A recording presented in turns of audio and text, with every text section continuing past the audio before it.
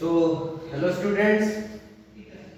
तो आज का हमारा टॉपिक रहेगा डेविसन एंड जर्मर एक्सपेरिमेंट। तो चलिए जानते हैं डेविसन और जर्मर एक्सपेरिमेंट को।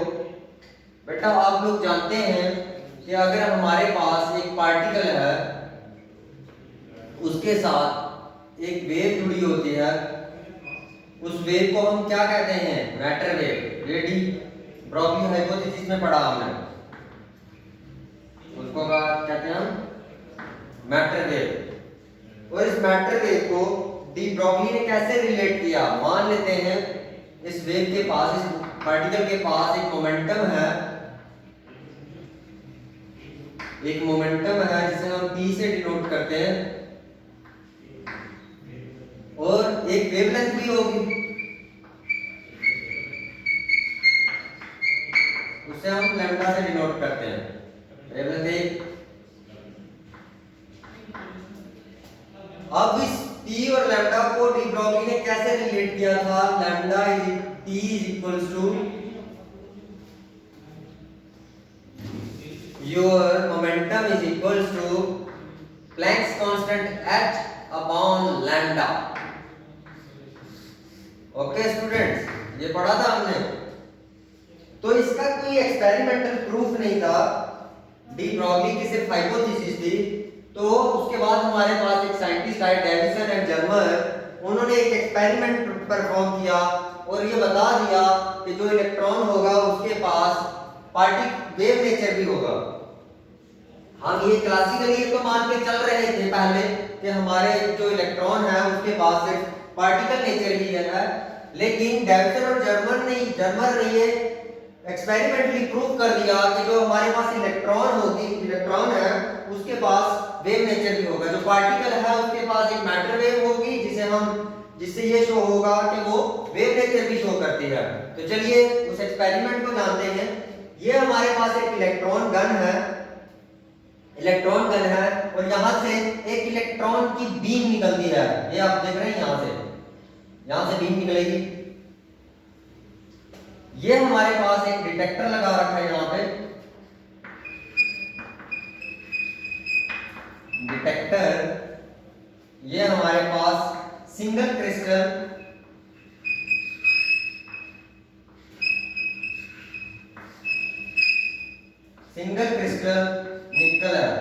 निकल प्लेट। ओके बेटा, सिंगल क्रिस्टल निकल प्लेट। ये हमारे पास यहाँ पे रियोस्टेट लगा है और इस जॉकी की मदद से हम यहाँ पे जो पोटेंशियल डिफरेंस हमें क्रिएट करना है उसको हम चेंज कर सकते हैं। ओके बेटा, नाउ अब ये काम कैसे करेगा? बेटा ये जो आपका डिटेक्टर है और ये निकल प्लेट है, इसको एक रोटेटर के ऊपर लगा के रखा होता है ताकि जो ये डिटेक्टर है ये साथ साथ घूमते रहे। अगर ये हम इसका एंगल बढ़ाएं तो ये साथ साथ दोनों एक दूसरे के साथ साथ मूव करते रहे, दोनों एक दूसरे के साथ साथ मूव करते रहे, ताकि ये जो एंगल बन रहा है ये वाला, ये बराबर रहे। ये एंगल और ये एंगल दोनों बराबर रहे, इनको इस तरह से एडजस्ट किया जाता है। तो बेटा ये जो आपका निकल क्रिस्टल है, आप जानते हो कि निकल क्रिस्टल के अंदर पैकिंग कैसी होती है? जो उसके अंदर एटम्स होते हैं वो किस तरह से, वो एक प्लेन बनाते हैं अंदर, लाइक दिस। तो बेटा जब यहां से इलेक्ट्रॉन गन से हम इलेक्ट्रॉन निकालेंगे, ये इलेक्ट्रॉन कुछ वेव की तरह शेप में आएगा। मान लेते हैं ये वेव की शेप में आया, कुछ वेव यहां से रिफ्लेक्ट होकर जाएगी, लेकिन कुछ वेव इसके अंदर भी चली जाएगी जो बाद में यहां से भी अंदर से रिफ्लेक्ट होकर आएगी। और बेटा यहाँ पे जो ये इंटरफेरेंस का, ये जो कंस्ट्रक्टिव इंटरफेरेंस होगी, इसी की वजह से शो होता है कि जो हमारा इलेक्ट्रॉन है ये वेव नेचर भी शो करता है। ओके बेटा, इसको मैं आपको रे की मदद से समझाता हूं।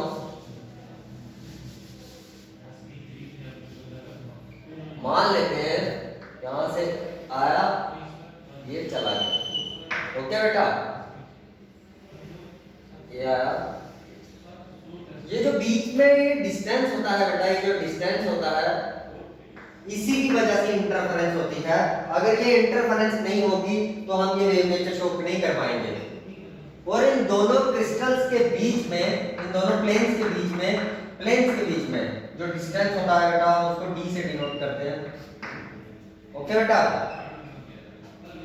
नाउ इसमें हमने पाया, हम जानते हैं ये बेटा जो डिटेक्टर और क्रिस्टल है इसको हम डिफरेंट एंगल्स, इसको रोटेटर पे इसलिए लगाया जाता है ताकि जो इलेक्ट्रॉन यहां से निकलेगा, जो बीम यहां से इलेक्ट्रॉन बीम निकलेगी, उसकी ये जो डिटेक्टर का काम क्या होगा, ये उस बीम की इंटेंसिटी देखेगा कि कहां पे ज्यादा है कहां पे कम है, कौन से एंगल पे ज्यादा है कौन से एंगल पे कम है।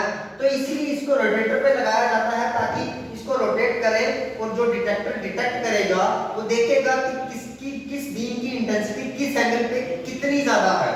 तो उसको जानने के लिए बेटा हम एक पोटेंशियल डिफरेंस यहाँ पे एक स्पेसिफाइड पोटेंशियल डिफरेंस हम ले लेते हैं। केस तो बहुत होते हैं लेकिन हम एक ही पोटेंशियल डिफरेंस के बारे में पढ़ते हैं, 54 वोल्ट के बारे में। इस 54 वोल्ट के पोटेंशियल डिफरेंस से जब ये इलेक्ट्रॉन यहां से निकल के जहां जाएगा तो ये जो एंगल है ये कितना बनेगा, 50 डिग्री, 50 डिग्री। ओके बेटा, इसको मैं यहां पे दिखा रहा हूं, ये बनेगा कितना, 50। तो आप जानते हैं ये पूरा एंगल कितना होगा, 180। यानी अगर इसको भी थीटा मान लूं, इसको भी थीटा मान लूं, यहां से बेटा ये थीटा बीच वाला 50, 180 is equals to theta plus 50। your 150 इधर ये कितना आ जाएगा, 130 is equals to 2 theta, your theta is equals to 65 degree. यानी ये दोनों एंगल कितने के हो गए, 65 डिग्री के। ओके बेटा, स्ट्रेट लाइन है ना, ये प्लेन है, प्लेन पे टोटल एंगल कितना होता है, 180। तो उसके बीच का ये 50 है तो इन दोनों और इन तीनों का सम कितना होगा, 180। वहां से थीटा निकाल दिया, 65 डिग्री। ओके बेटा, नाउ क्या होगा, हम जानते हैं ब्रैग्स लॉ, आपने ब्रैग्स लॉ पढ़ा है।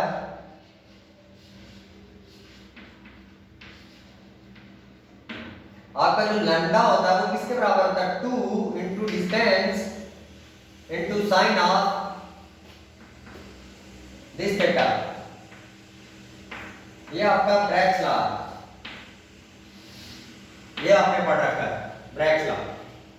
ओके बेटा, नाउ बेटा आपको पता है, यहां देखो, यहां से जो बीम निकलेगी वो उसको कहां से गुजरना है। अगर हमें एनर्जी निकालनी है, हम एक रिलेशन पढ़ेंगे अभी, वहां पे मोमेंटम है आपके पास P, आप जानते हो ये P किससे रिलेट करता है, P एक और रिलेशन से रिलेट करता है, वो किसके बराबर होता है, root of 2m into kinetic energy. यह क्या है, mass of electron.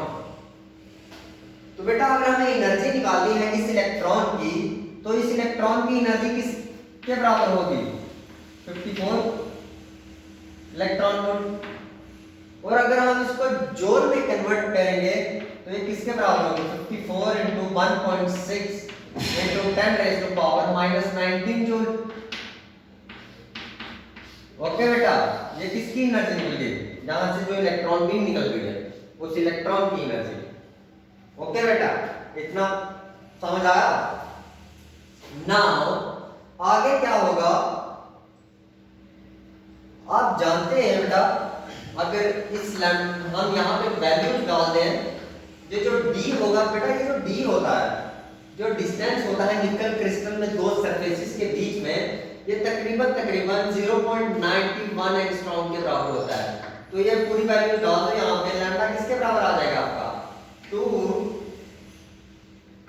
Into 0.91 into sine of 65 degree.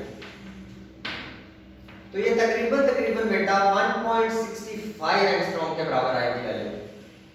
Okay बेटा, आपका लैम्डा कितना आ गया, 1.65। इसका मतलब क्या है कि जो आपकी यहाँ से जिसको हम इलेक्ट्रॉन बीम को निकाल रहे हैं, अगर ये वेव नेचर शो करेगी तो इसकी वेवलेंथ कितनी होनी चाहिए? 1.65 एंगस्ट्रॉम।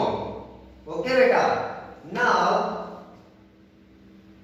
अब बेटा हम एक और रिलेशन की जानते हैं जो मैंने अभी यहाँ पे लिख दिया, वो डी ब्रॉगली का रिलेशन लिख दिया मैंने, P is equals to H upon lambda. Okay बेटा, अब हम यहां से लैम्डा निकालेंगे तो ये कितना आएगा? H upon P। लेकिन मैंने आपको ये भी बताया कि जो हमारा P है और एनर्जी के बीच में जो रिलेशन है वो कितना है? P is equals to root of 2me। तो डालिए वैल्यू कितनी आएंगी? यहाँ इसमें वैल्यूज डालेंगे तो ये तकरीबन बेटा अगर आप डालो इसको P, यहाँ डालते हैं lambda is equals to Planck's constant H upon root of 2 into 1.6 into 10 raised to power 19 into energy कितनी निकाली बेटा हमने? 54 into 1.6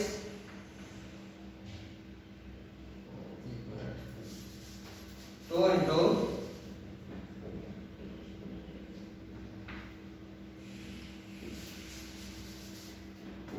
लिख देता हूँ बेटा, lambda is equals to H upon root 2me, ये आएगा। अब आपको प्लैंक्स कांस्टेंट की वैल्यू पता है, मास ऑफ इलेक्ट्रॉन पता है, एनर्जी निकाल दी हमने 54 point into 1.6 into 10 raise to power -19 joule.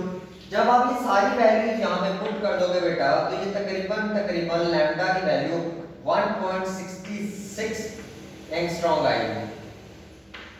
तो इन दोनों वैल्यूज से क्या पता चला बेटा कि जो डी ब्रॉगली हाइपोथेसिस थी उसको एक सपोर्ट मिल गई कि जो डेविसन और जर्मर ने एक्सपेरिमेंट कर दिया कि जो इलेक्ट्रॉन है उसके पास पार्टिकल नेचर तो होता ही है क्लासिकली, लेकिन हमने उसको अब उसके साथ एक वेव एसोसिएट कर दी कि उसके पास एक वेव नेचर भी होगा, particle as well as wave nature. तो ये सब था डेविसन और जर्मर एक्सपेरिमेंट के बारे में। Thank you.